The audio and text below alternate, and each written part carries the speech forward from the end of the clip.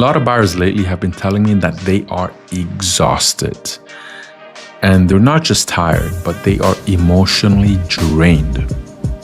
And so in this episode, I'd like to talk to you about why buyers burn out, what causes it, and why other buyers that are successful aren't necessarily aggressive, but they're more grounded.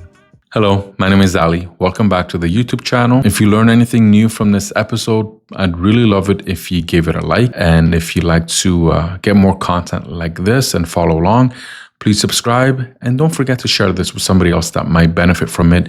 It'll also help me grow the channel. And lastly, I am one of the top real estate brokers in the city of Vaughan. So if you'd like to work with a pro, you can book a consultation in the first link in the description.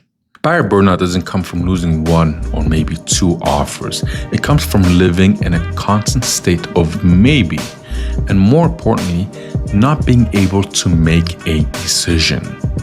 You see, buyers become indecisive and confused because they're constantly watching the media, the headlines. Interest rates are going down one week and they're going up the next week, and then down again and up again and up again and down again. And then other headlines will tell you that the real estate market or the housing prices are crashing, and next year, they will rebound. And so buyers want to time the market and they want to wait a little bit longer. And then others are listening to the advice of their friends and family and colleagues. Everyone has an aunt, uncle, parents, brothers and sisters that are all experts, and they're all giving their advice. But the reality is that advice that they're giving was applicable to when they were buying or when they were in the market, and the property that they were interested in, the neighborhood and the time, not necessarily to now. And then we also have buyers that will go out and they're touring properties, but without any clarity at all as to what they want and what their non-negotiables are. So buyers will feel if they wait another month or maybe two, they'll have more information and they'll be smarter. And another property will come to market that's better than all the other ones that they've seen already. And so, buyer burnout is not a cause or a result of the market. It's because of decision fatigue. Currently, I found out there's two types of buyers in the market. The first one is the overthinker. The overthinker will sit at home and just scroll on realtor.ca and look at properties, overanalyze everything, and wait and wait and wait a little bit more. And then when they are ready to start touring, they oftentimes are afraid of making a move, and so they end up not making a move at all. They're looking for certainty, and they're pretty smart people.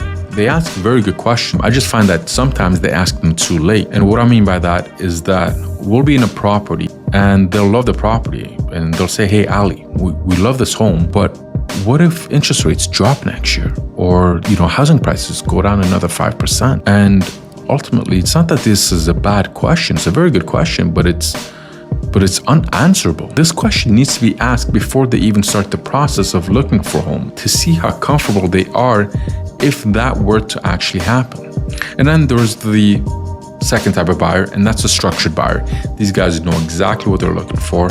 They know the property that they're looking for, the neighborhood that it's in, and the price that they can afford. They're very clear in their must-haves, and they're also willing to make compromises on other things, like perhaps the basement's unfinished, or the backyard's a little bit smaller, or there's carpet on the second floor. But they're willing to make the move when the opportunity is right, not when the headlines make them feel good and make them feel safe. Because these people, they get their confidence from clarity. They are not trying to time the market. They're not trying to beat or win the market. And they're not asking questions like, is this the bottom of the market? Instead, they're asking, does this work for the lifestyle I want to have for my family for the next 5 to 10 years?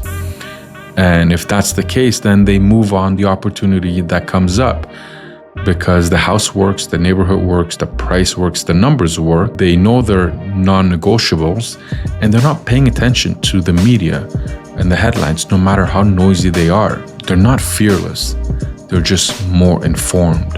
And when we compare that to the previous type of buyer, the overthinker, the overthinker will oftentimes say, we're just going to wait a little bit longer.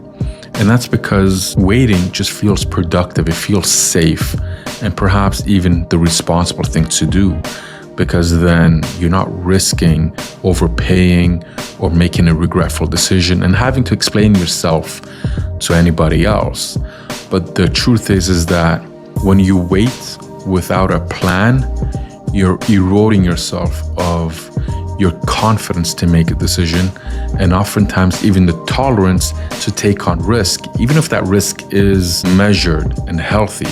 I just find that the longer somebody waits, the more perfect that decision has to be.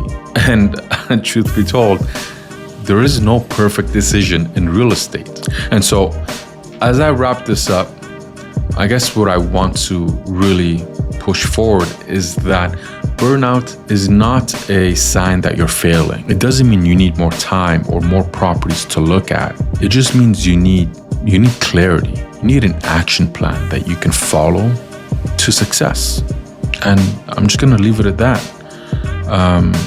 I think that wraps it up quite well. And so, having said that, my name is Ali once again. Thank you very much for tuning in.